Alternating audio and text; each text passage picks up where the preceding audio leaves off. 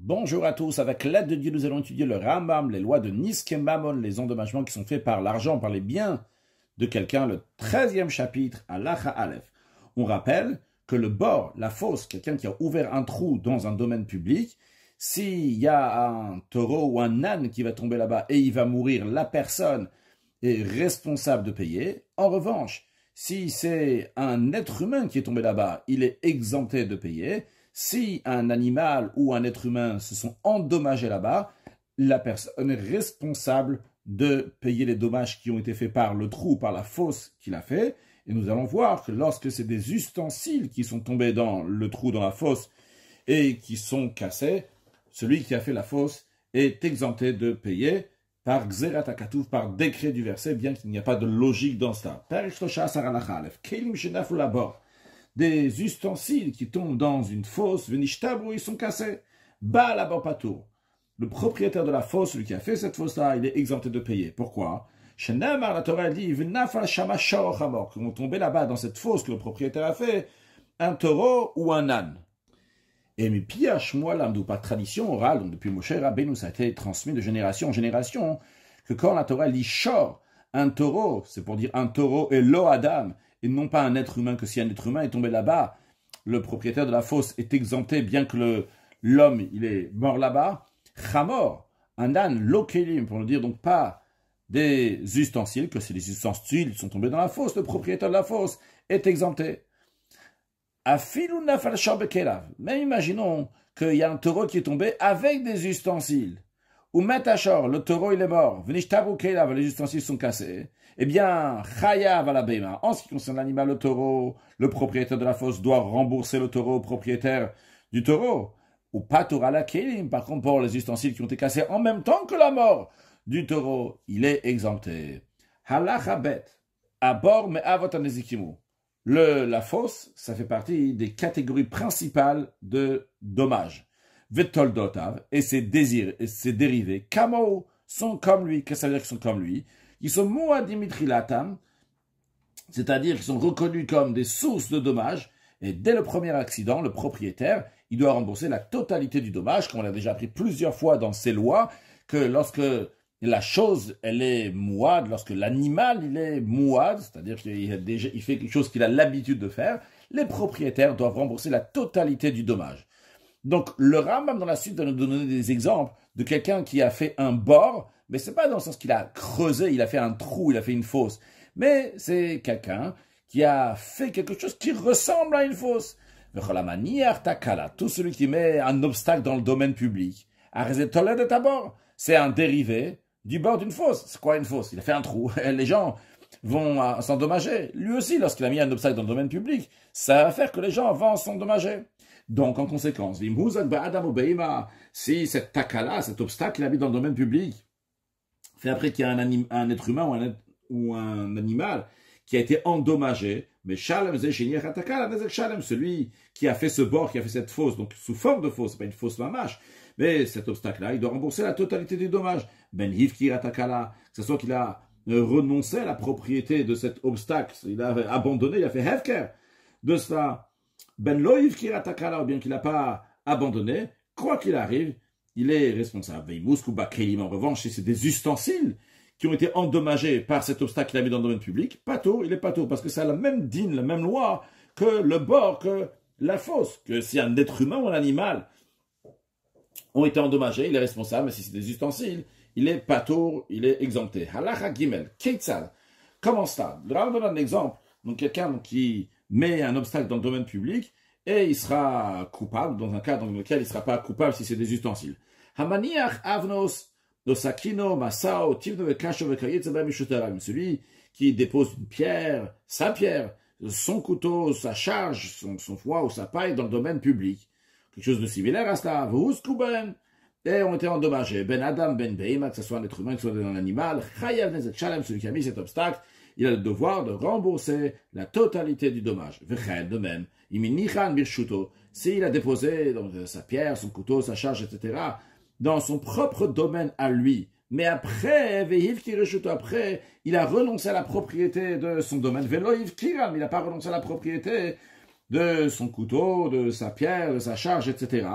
Donc il se trouve maintenant qu'il y a un domaine qui lui appartenait avant, dans lequel il avait le droit de mettre son couteau et sa pierre, etc. Donc cet obstacle-là, vu que c'était chez lui, mais maintenant il a abandonné ce domaine. Donc ce domaine, il est un domaine public. Et ce qui est là-bas, à l'intérieur de ce domaine, n'a pas été abandonné par lui au moment où il a abandonné le domaine. Eh bien, si après quelqu'un va être endommagé par ça, ce propriétaire devra rembourser la totalité des dommages. De même, si Nidkal Bekarka, si un être humain ou un animal a trébuché sur le sol, non pas sur l'obstacle, sur le sol, mais et il a reçu un coup parce qu'il est tombé, après qu'il ait trébuché, il est tombé sur cette takala, sur cet obstacle, à cause de cet obstacle-là, il a été endommagé, eh bien, Chaya Valatakala. Celui qui a mis cet obstacle, il est tenu responsable. Dans tous ces cas-là, que ce soit la pierre ou le couteau ou quoi que ce soit, mais ça a endommagé qui? Non pas un être humain ou l'animal, mais ça a endommagé des ustensiles qui sont cassés, on est tanfou, ou bien que les ustensiles, donc les vêtements, sont devenus sales à cause de l'obstacle qu'il a mis, pas tout. Bien celui qui a mis cet obstacle, il est exempté. Pourquoi? Encore une fois, parce que cet obstacle est considéré comme le bord, comme la fosse, que la Torah elle dit que uniquement s'il y a un être humain ou l'animal qui a été endommagé, à ce moment-là il doit rembourser. Si c'est des ustensiles, eh bien le propriétaire de ce trou-là ne doit pas rembourser. Halakha dalet. Rouven, il avait son taureau et il a fait rentrer dans le domaine du propriétaire, donc chez Shimon, sans la permission de Shimon. Vehirbitz glalim. Et le taureau de Rouven, il a déféqué, il a fait ses besoins là-bas sur le sol de la cour de Shimon. Plus tard, Shimon y passe là-bas, les vêtements de Shimon se sont salis à cause de ses besoins de l'animal de Rouven. Patour. Eh bien, le propriétaire du taureau, donc Rouven, il est exempté de rembourser le nettoyage des vêtements de Shimon. Car ce qui est sorti, donc ces besoins-là, sont considérés un dérivé de la fosse. Et encore une fois, et le bord, la fosse, la Torah ne dit pas que le propriétaire doit rembourser sur les ustensiles qui sont cassés ou bien qui se sont salis. Celui qui pose une cruche dans le domaine public. Et quelqu'un marchait là-bas dans le public. Et il a trébuché dans cette cruche. Il a cassé. Eh bien, celui qui a cassé ça, pas tout. Il est exempté de le rembourser. Pourquoi? C'est parce que c'est pas de sa faute. Parce que c'est pas l'habitude des êtres humains de regarder dans le chemin lorsqu'ils sont en train de marcher. Donc, tu ne devais pas penser qu'il va y avoir une cruche sous mes pieds et que je dois faire attention. Et encore plus que ça. Si celui qui marchait, il a été endommagé à cause de cette cruche, eh bien, le propriétaire de la cruche est tenu responsable des endommagements de cette personne qui marchait dans le domaine public. Même si le propriétaire de la cruche a renoncé à la propriété de cette cruche-là, il a fait qu'il l'a abandonné, quand même, il est tenu responsable des endommagements qu'il y a de cette cruche. Tout celui qui renonce à la propriété, qui l'abandonne, dans des choses qui sont faites pour endommager, qu'il n'a pas le droit de le faire. Comme dans notre cas, nous, il a laissé cette cruche-là dans le domaine public, il n'avait pas le droit de le faire, quelqu'un est passé là-bas, il s'est endommagé.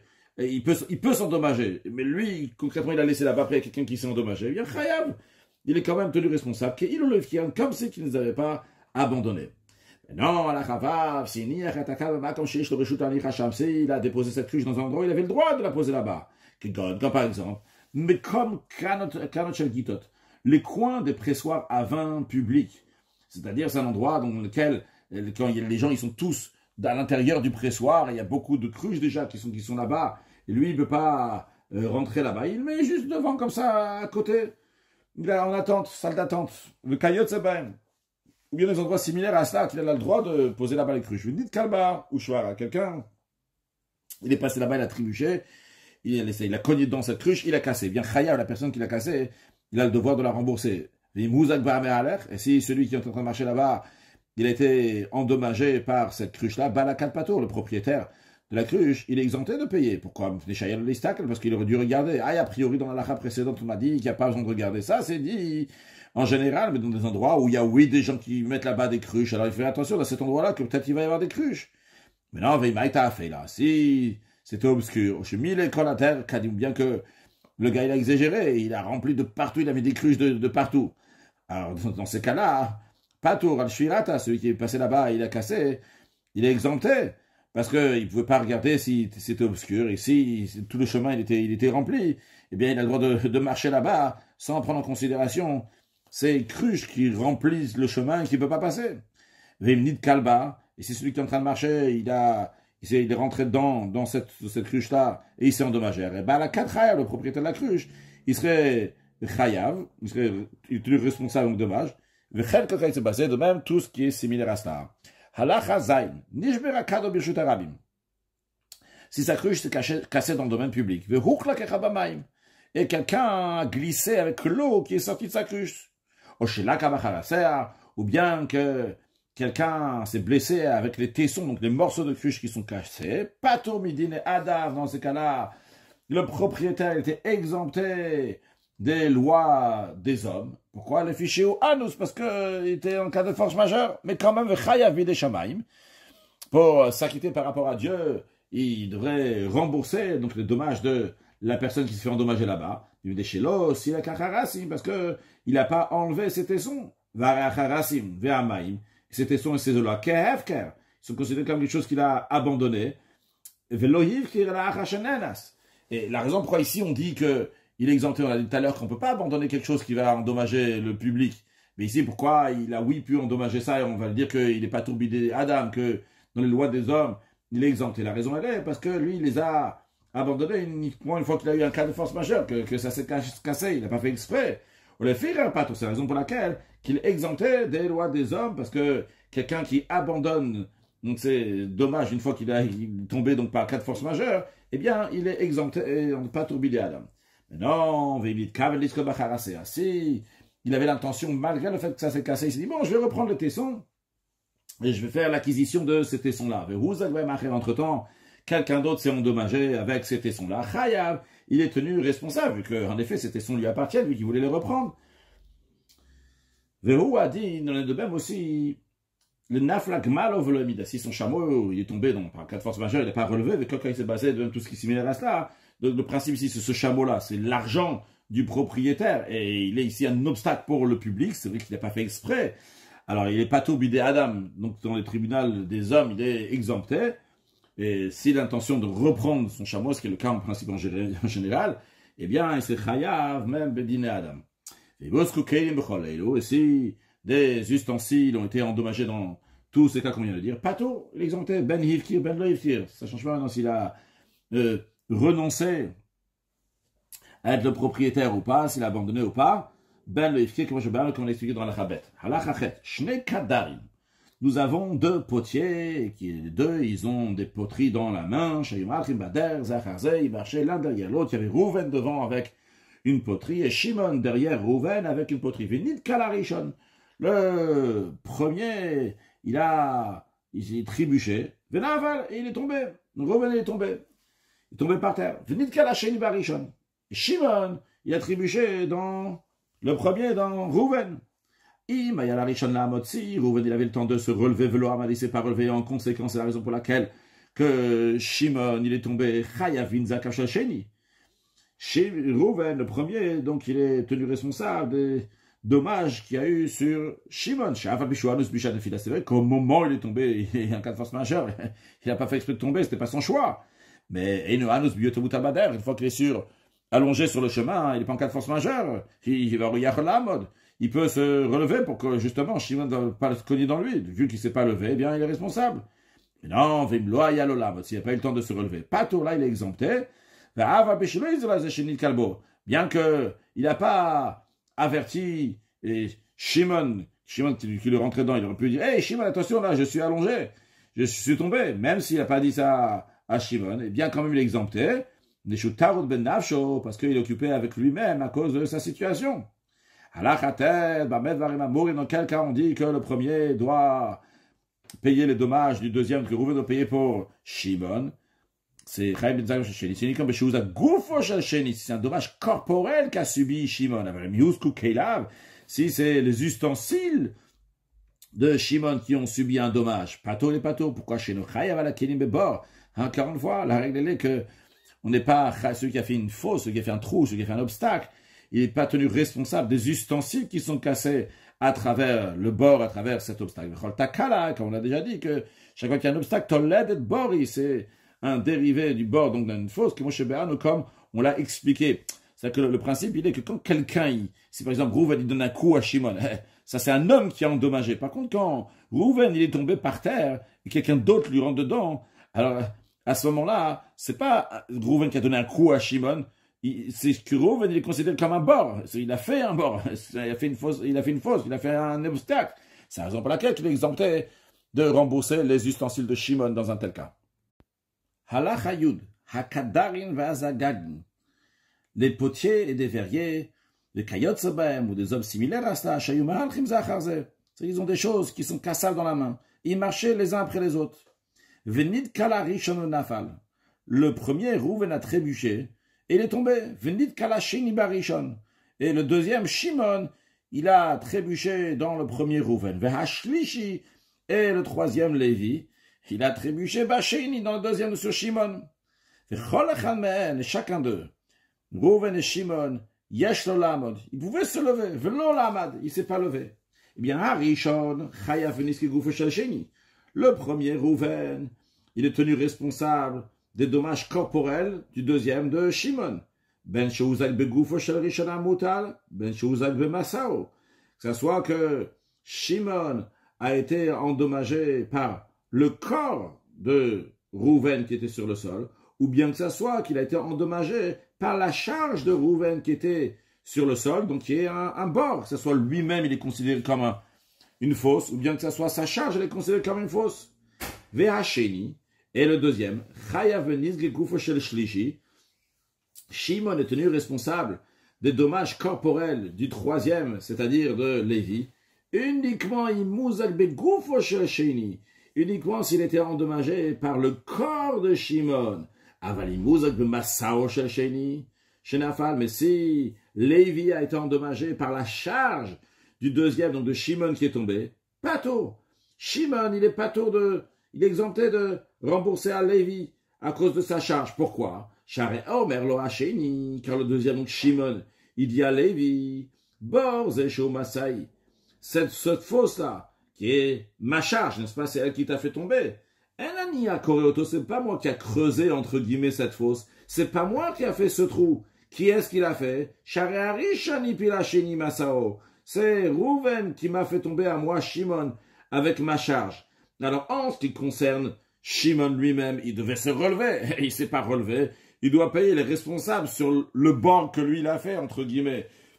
Sur la fosse, le trou, l'obstacle que lui, il a fait. Donc, c'est son corps. Il fallait se relever. En ce qui concerne donc sa charge qui est tombée avec lui, il dit à Lévi, ça, c'est Rouven qui a fait tomber. Donc, moi, Shimon, je te dois rien, toi, Lévi. Si tu es tombé à cause de ma charge, tu es tombé à cause de moi, je dois te payer quelque chose. Mais si tu es tombé à cause de ma charge, moi je ne dois pas te payer, c'est Rouven qui m'a fait tomber. Maintenant, le Rambam conclut que s'ils ont averti les uns les autres, ils ont dit, attention, n'avance pas, je suis tombé, tu as trébuché dans moi, Koulam Tourin, ils sont tous exemptés. Halach Yudalef. S'il y avait 4 potiers ou 4 verriers ou des choses similaires à ça, qui ont des choses qui sont casse dans la main, et le premier, Nafalarishan, le premier, il est tombé. Mais quand le premier est tombé, il a glissé comme ça, il est tombé sur la largeur du chemin. C'est-à-dire qu'il ne fait pas comme ça, juste en longueur. Et en largeur. Il avait 3 autres derrière. Et les 3 autres, ils ont trébuché. Un dans la tête de Rouven, l'autre dans le pied de Rouven, et l'autre dans le ventre de Rouven. Eh bien, il est responsable des endommagements de tout le monde, des 3 autres. Oh, il va y aller vu qu'il aurait dû se lever, et il ne s'est pas levé, lui, il est tenu responsable des 3 qui sont tombés sur lui.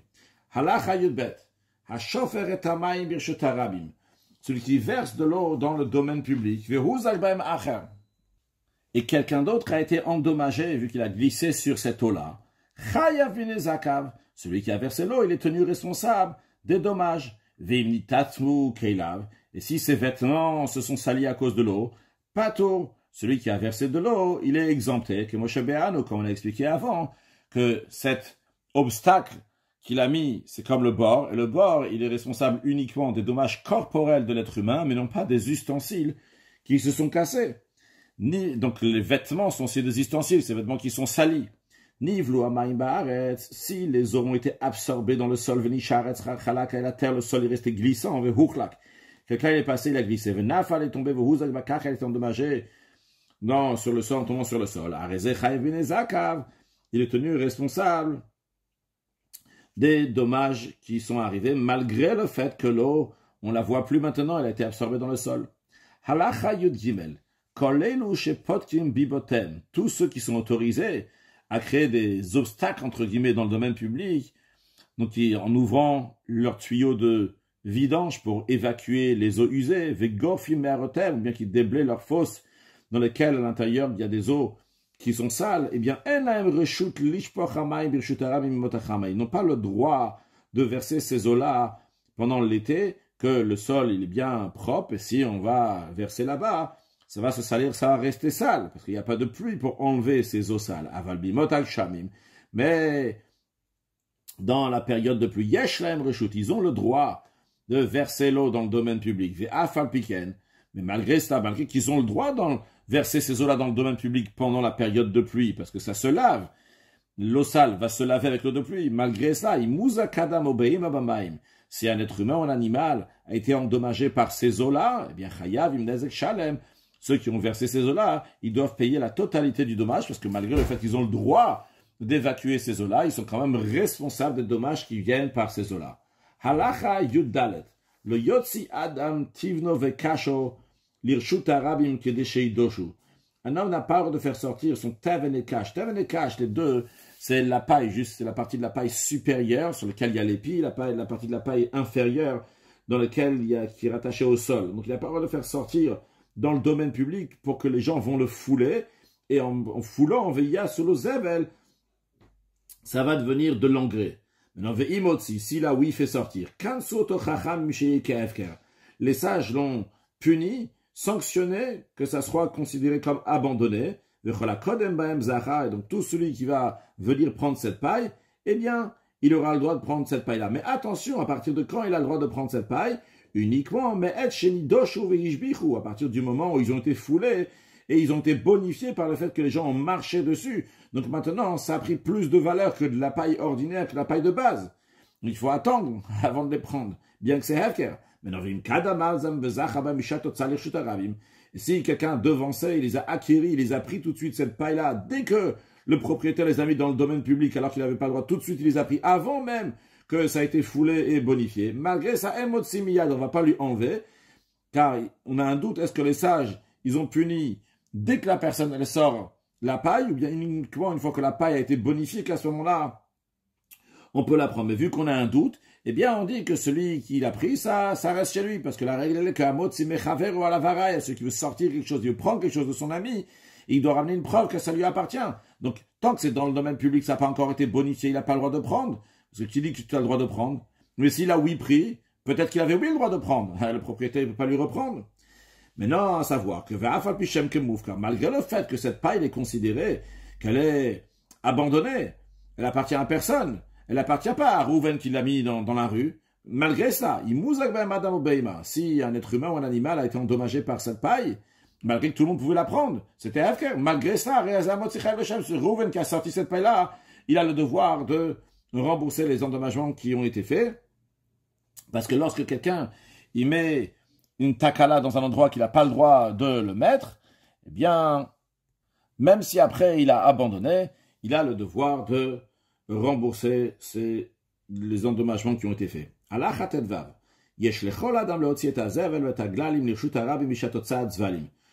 Tout le monde a le droit de sortir les engrais et les excréments dans le domaine public au moment où c'est le moment de sortir les engrais pour les champs, et de les entasser, de les laisser là-bas dans le domaine public 30 jours. À quel but? Pour que ça va être foulé, frotté par les pieds des gens qui marchent là-bas, et par cela, donc cet engrais ou ces excréments qui étaient gros, maintenant ils vont devenir plus fins, ils vont devenir plus de la poudre comme ça, et ça sera plus facile après pour mettre les engrais dans le champ. Malgré ça, qu'on a le droit de le mettre là-bas pendant 30 jours. Il musique, si cet engrais ou bien ces excréments endommagés dans le domaine public, par exemple, quelqu'un a glissé dessus, Chayav le Shalem, les propriétaires ont le devoir de rembourser les dommages.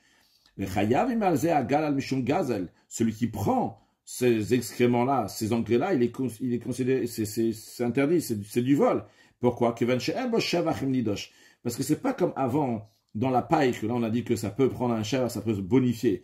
Ici, même si ça va être écrasé par les gens, il n'y a pas un plus qui se fait ici. La seule différence, il est qu'avant, c'était gros et maintenant, c'est devenu en petits morceaux. Donc, le Kantsubo, les sages, ils n'ont pas puni. Car à savoir que, j'ai pas dit dans la précédente, dans la Chayut Dalet, c'est pas dit non plus dans le Rambam, en tout cas dans la Gemara, qu'au début, ils ont voulu punir uniquement celui qui met directement, celui qui met donc la paille, que quand, une fois que ça a bonifié, alors celui qui va prendre, il va payer la paille au propriétaire. C'est-à-dire, imaginons que Rouven l'a sorti de la paille dans le domaine public, cette paille-là, elle vaut 5 euros.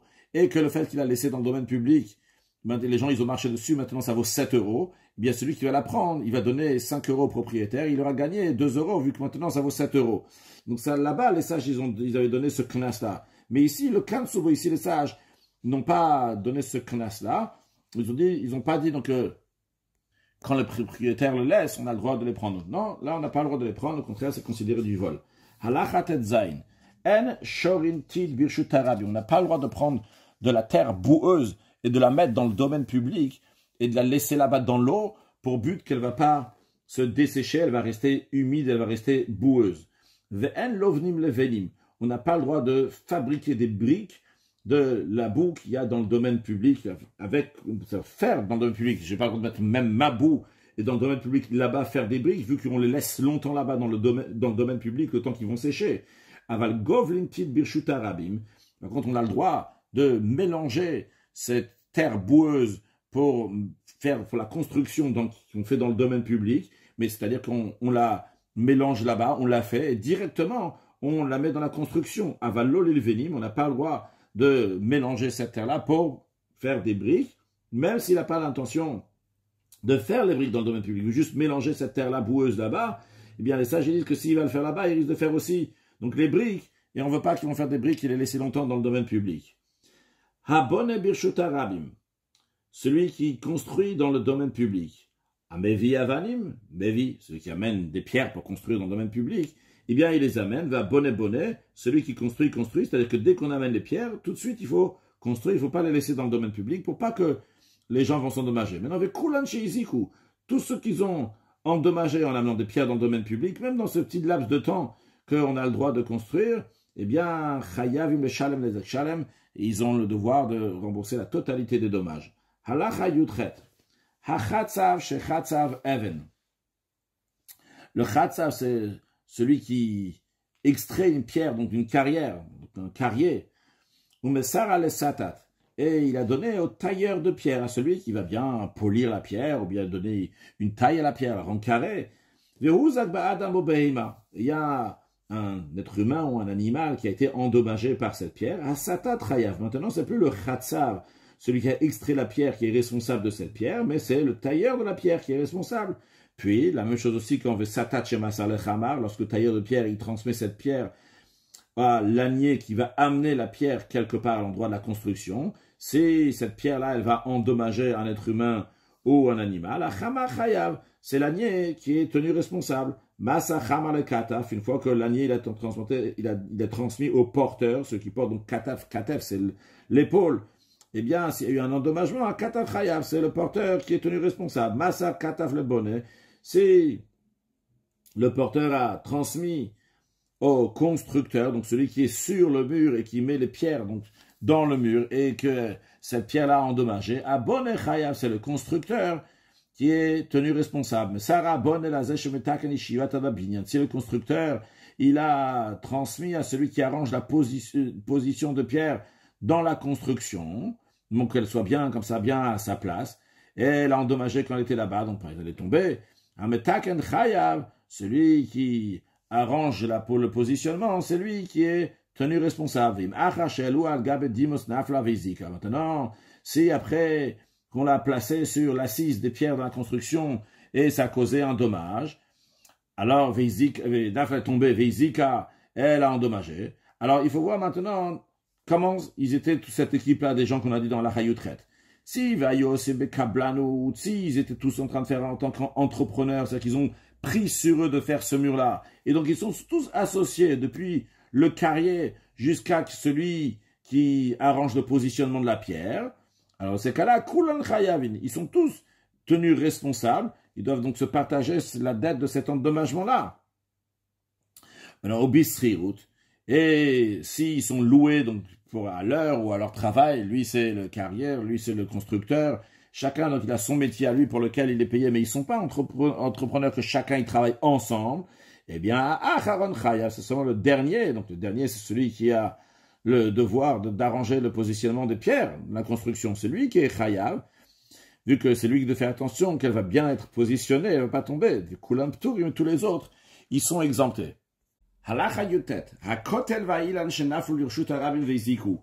Le mur et l'arbre qui sont tombés dans le domaine public, et ils ont endommagé, que ce soit qu'ils ont endommagé au moment où ils sont tombés, que ce soit qu'ils ont endommagé plus tard, eh bien, le propriétaire de l'arbre ou du mur, pas tombé les chalem, il est exempté de payer les dommages qui ont été causés par ce mur ou cet arbre. Kira, même si il a abandonné, bien que dans la Gemara, il y a une opinion qui dit que le statut de bord d'une fosse, qu'un obstacle soit considéré comme un bord, c'est uniquement si la personne elle a été marquée, elle a abandonné. Mais ici, quoi qu'il arrive, la personne sera exemptée. Pourquoi? Tout simplement, les fichiers donne les bords. Car il ne ressemble pas au statut de bord qu'on a appris déjà avant, que trilatan lehazi, que le bord, ou bien la tolda de bord, ce qui est dérivé de faire une fosse, de faire un trou, c'est lorsque de base, c'est fait pour endommager. C'est fait, ça peut endommager un arbre, un mur, de base. C'est pas fait pour endommager, ça va pas endommager. C'est uniquement s'il est tombé que ça endommage. Mais non, s'ils étaient branlants, bedin comme losman nakot et ilan, le tribunal fixe au propriétaire un moment pour couper l'arbre, vélistoret à kotel pour détruire ce mur-là, pour pas que ça va tomber sur quelqu'un. Kamazman, combien de temps que le tribunal lui fixe? Shloshiyam, c'est 30 jours. Naflo betochazman veziku, s'ils sont tombés dans les 30 jours, l'arbre ou le mur, et ils ont endommagé, pas tout, le propriétaire est exempté de rembourser les dommages qui ont été causés. Mais s'ils sont tombés les acharazman après les 30 jours, chayav, le propriétaire est responsable des dommages, parce que il les a attardés, il aurait dû le faire dans les 30 jours que le tribunal lui a fixé. Celui qui cache une épine ou un éclat de verre dans le domaine public, et celui qui fait une barrière entre sa cour et le domaine public, avec des épines, et le côté piquant des épines se trouve du côté du domaine public, mais quelqu'un d'autre donc, qui est passé là-bas dans le domaine public, il a été endommagé par ces pics des épines.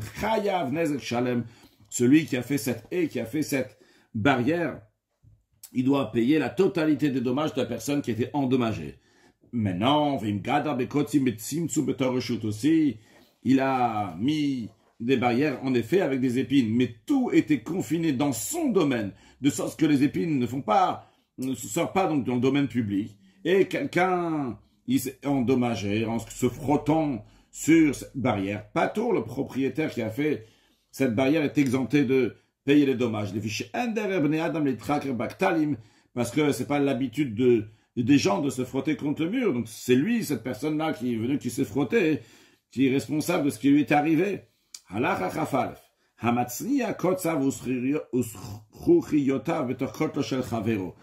Celui qui cache ses épines ou ses éclats de verre dans le mur de son ami, dans le mur de quelqu'un d'autre.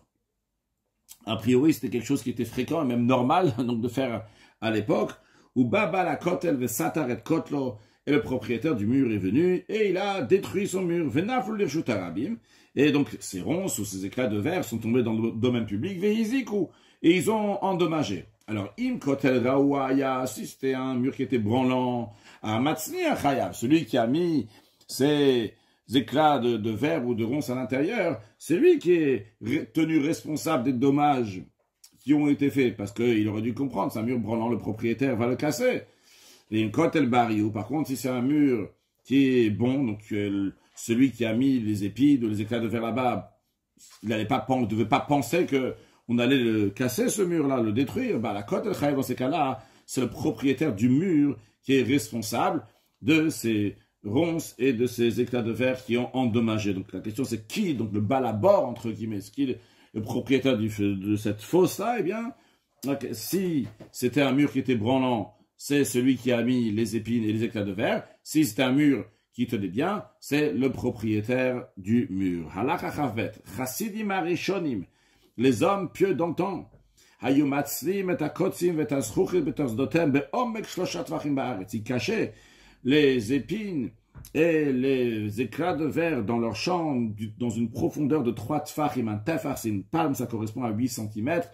Donc, tout ça correspond à 24 cm dans le sol de leur champ. Pourquoi que chez le talam amacharesha, pour pas que lorsque la charrue va labourer, va faire ressortir ces épines ou ces éclats de verre qui vont endommager quelqu'un.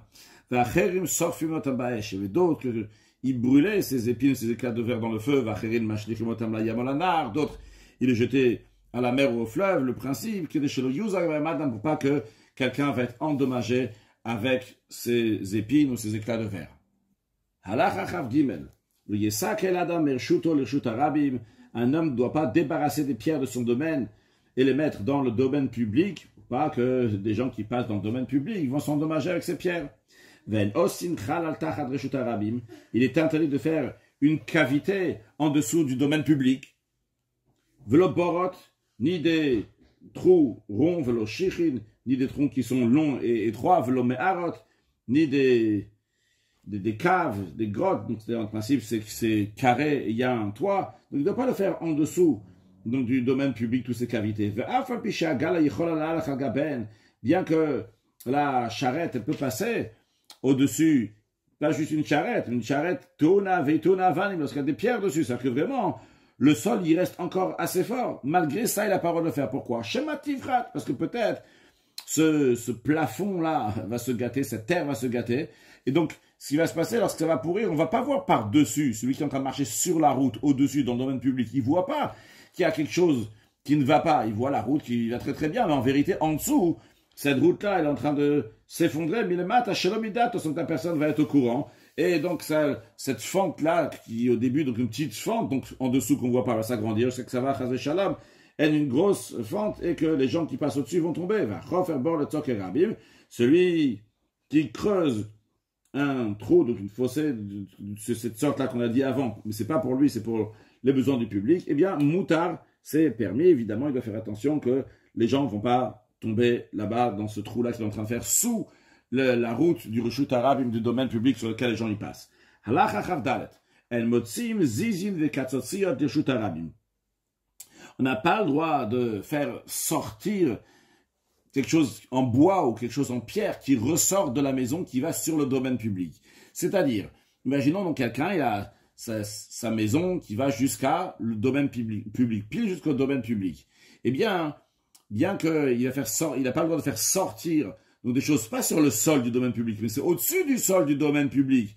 Il n'a pas le droit de faire sortir donc ces CI-là de sa maison, que ce soit en bois ou que ce soit en pierre comme un balcon, dans le domaine public.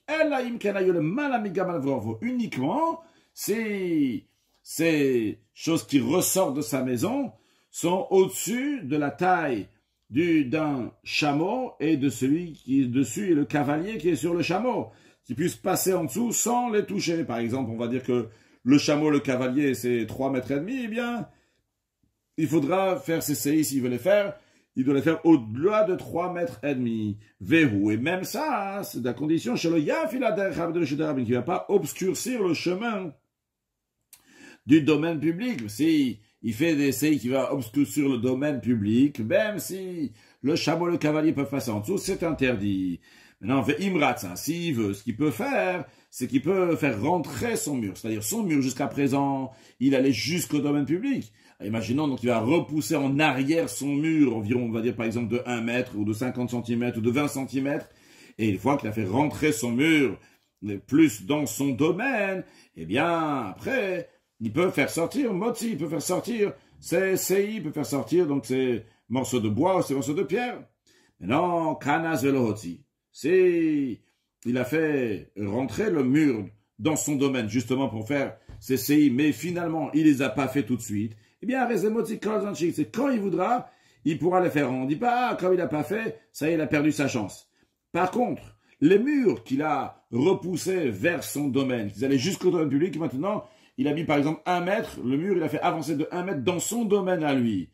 Alors, le mur, il ne pourra jamais le remettre à sa place. Pourquoi?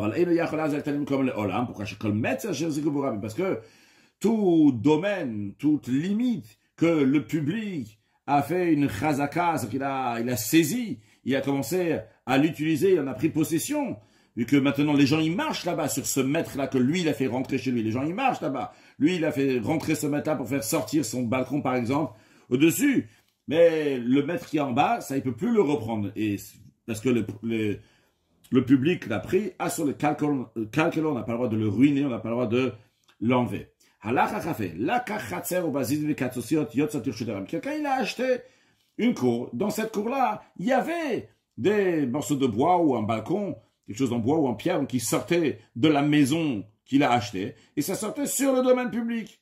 Eh bien, si on ne sait pas si ça a été fait de manière légale ou pas, eh bien, réseau Kecheskata, ça reste, ça garde son statut qu'il y avait jusqu'à présent, qu'en effet, lui, il a le droit d'avoir comme ça son bois ou sa pierre, son balcon, qui va sur le domaine public. Vim nafla. Et même si sa maison s'est écroulée, il peut la reconstruire comme c'était, donc c'est-à-dire avec un balcon qui dépasse sur le domaine public. Halacha chavav, ilan shonotel lirshuta rabim. Un arbre qui penche sur le domaine public, c'est-à-dire que le feuillage, il va sur le domaine public. Eh bien, kotzetz, le propriétaire a le devoir de couper cet arbre pour que le chameau puisse passer avec son cavalier. Le Ram nous dit encore une chose, qu'il faut laisser sur les 2 berges d'un fleuve un espace dégarni d'arbres sur une largeur qui correspond à la largeur des épaules des marins qui descendent là-bas sur la berge et qui tirent le bateau. Tout arbre qui se trouve dans cette largeur-là, on le coupe tout de suite. Il n'y a même pas besoin d'avertir les propriétaires, parce que ça empêche le passage des bateliers qui tirent le bateau. Quelqu'un qui avait la route publique qui passe en plein milieu de son champ. Lui, il est intéressé de faire son champ comme ça, bien tout ensemble, et comme ça, la route du public, il va leur donner, leur rendre sur le côté. Donc, qu'est-ce qu'il a fait? Netala, il a pris cette route publique, il leur a donné sur le côté du champ. Comme ça, maintenant, il n'a pas un passage public en plein milieu de son champ, le passage il est sur le côté. Eh bien, Nathan, ce qu'il leur a donné, ça appartient au public. En effet, ils ont pris possession de ce domaine, cette route publique. Natal, par contre, ce qu'il a pris, Lozachabo, ça ne lui appartient pas. Il doit lui rendre. Pourquoi? Parce que on a appris avant que quand il y a un domaine, il y a un passage, une limite qui a été prise par le public, eh bien, on ne peut pas la détériorer, on ne peut pas la ruiner. Donc, elle reste au public. Quelle est la largeur d'une route publique, que ce soit ici ou bien dans d'autres halachot, et qu'on n'a pas, dans tout le cas ici, on n'a pas le droit de détériorer, c'est au moins 16 coudées qui correspondent environ à 8 mètres. Conclure avec un mot de chassidut. On a vu tout au début des halachot, donc qui nous disait qu'en ce qui concerne le bord dans le domaine public, si c'est un être humain ou un animal qui est tombé, il a eu un hezek, qui est un dédommagement, là, les propriétaires, ils doivent payer. Par contre, si c'est des kéliv, des ustensiles qui ont été cassés, ils ne doivent pas payer. Et c'est quelque chose qui est complètement illogique. On a appris que même si, par exemple, un animal, il est tombé avec des ustensiles, eh bien, l'animal qui est mort, on doit rembourser, l'animal qui est endommagé, on doit rembourser, mais les ustensiles, on ne doit pas rembourser. Eh bien, le rabbi nous dit, c'est pour nous rappeler que bien que les lois de disque Mammon, majoritairement, ils sont des choses qui sont logiques. Eh bien, on te dit, il y a des choses qui sont tout à fait illogiques pour te rappeler que c'est aussi une Torah qui a été donnée par Akadosh Baruch Hu qui est au-delà de la compréhension. Mashiach, now, une excellente journée.